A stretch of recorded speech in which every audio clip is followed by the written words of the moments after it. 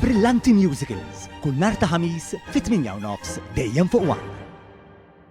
Għattini sena konsekuttiva se titnieda l-Fira Agrikola Nazzjonali bl-isem ta' AgriFair li se tittella bejn 12 u l-14 ta' April li ġej.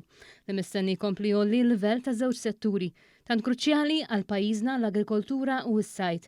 Fl-ewwel edizzjoni tal-Malta AgriFair is-sena l-oħra kienu ħadu sem 50 esebitur u fuq 3 ijiem kienu żaruha aktar minn 35,000 persuna.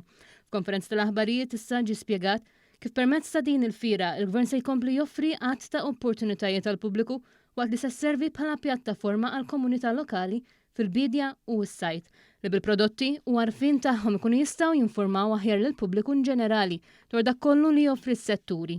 Il-Ministru għall-Agrikoltura, s-Sajt u Drittijiet tal-Annimali Anton Refalo qal kif l-għan ewlieni tal-Malta AgriFair hi li b'mod innovattiv u interattiv tesponi l-kwalità tal-ikel lokali u turi il-ħliet u l-kapaċitajiet ta' kull min jaħdem f'dan il-qasam.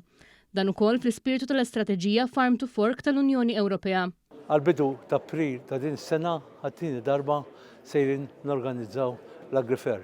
L-AgriFair hija importanti għaliex isservi bħala vetrina ta' xogħol kbir li jagħmlu l-biewa raħħala tagħna u s-sajjieda tagħna u għalhekk jien nistieden lill-produtturi jersqu l-qudiem sabiex jeżebixxu f'din il-fira hekk importanti.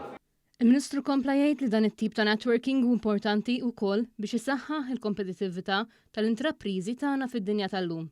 Minnaħa tagħha s-Segretarju Parlamentari għas-Sajt l-Akwakultura u d-Drittijiet tal-Annimali Alicia Buġejja Sajd saħqet kif l-AgriFair tista' sservi ta' pont bejn il-produtturi Maltin u l-konsumaturi li ta' kuljum ifittxu produzzjoni lokali tal-ogħla kwalità. L-AgriFair 2024 hija l-festa ta' kulħadd, il-festa ta' dawk kollha li b'xi mod jew ieħor huma involuti fil-katina tal-ikel.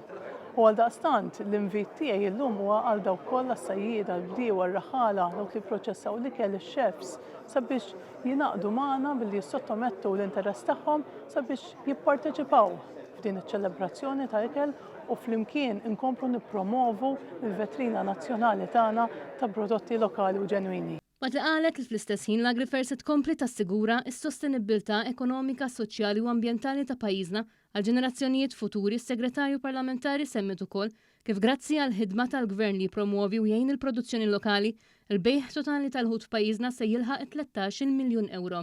ċifri li jtennu l-kuraġġ u determinazzjoni għall iżjed investiment f'dawn is-setturi, inkluż permezz ta' tagħlim ta' sistemi u prattiċi li jimxu pari passu mal-aħħar andamenti xjentifiċi u teknoloġiċi li jassiguraw il-katina tal-ikel tibqa' waħda sostenibbli. Dawk interessati jesibixxu x-xogħol tagħhom fl-AgriFair 2024 jistgħu jirreġistraw permezz tas-sit uffiċjali tagħhom agrifair.gov.mt.